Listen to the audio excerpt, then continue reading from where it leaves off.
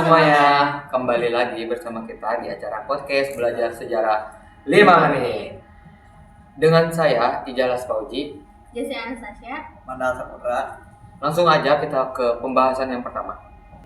Menurut kalian berdua nih, kenapa Belanda memilih tanggal 19 Desember buat nyerang Yogyakarta? Apa sih alasan Belanda buat nyerang Indonesia pada 19 Desember?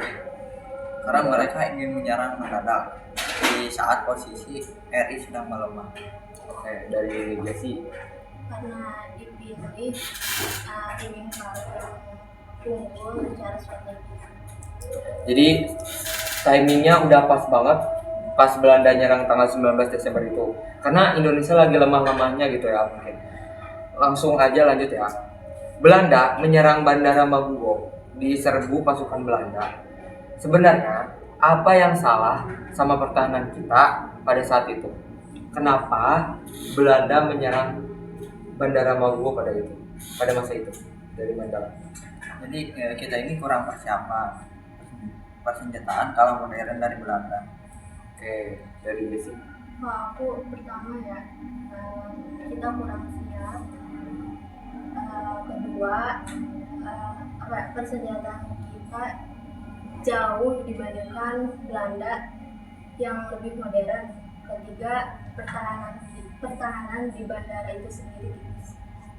Jadi sama nih ya, bertumpang tindih jawabannya karena persiapan Indonesia itu belum sepenuhnya siap. Terus peratap kalah canggih dari peralatan Belanda gitu ya. Oke, lanjut aja. Kenapa strategi bumi hangus itu jadi pilihan paling masuk akal buat para pejuang kita? Kenapa nggak pilih strategi yang lain gitu? Dari Mandala sendiri deh. Karena strategi bumi yang hangus ini dipilih agar fasilitas tidak dimanfaatkan musuh, tidak memperlambat pergerakan Belanda. Oke, dari Jesse deh. Strategi ini adalah jalan tengah yang menyakitkan tetapi strategis untuk mengacaukan rencana musuh. Oke, jadi ini tuh strategi paling masuk akal yang dipilih Indonesia. Karena supaya membingungkan juga gak sih buat Belandanya, karena kenapa Indonesia menyerang properti negaranya sendiri gitu. Jadi buat bingung juga gitu gak sih? Ya kan. Lanjut aja. Apa jadinya kalau instruksi buat bikin PDRI di Sumatera gak pernah sampai atau gagal dilaksanakan? Gimana menurut Mandala? Ya, jika PDRI gagal dibentuk, RI bisa dianggap sudah tidak ada pemerintahan lagi oleh dunia internasional. Kalau dari Jesse deh.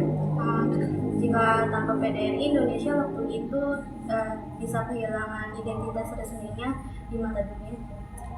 Jadi mungkin kalau gak ada PDRI mungkin Indonesia bakalan hancur, bakalan diambil alih oleh pihak Belanda gitu mungkin ya.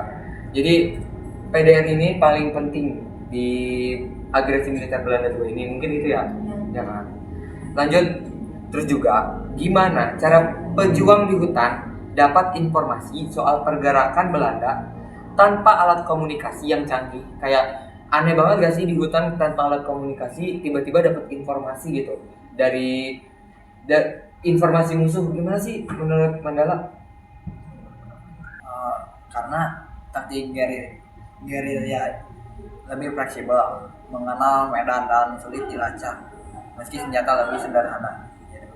Oh gitu. Kalau dari Jesse?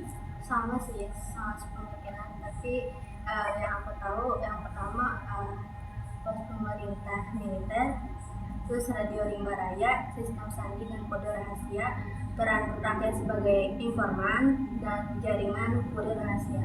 Oh, jadi Indonesia itu dapat informasi mungkin dari pos-pos pertahanan militer gitu ya. Terus ada radio rimba raya, itu juga yang paling penting mungkin ya.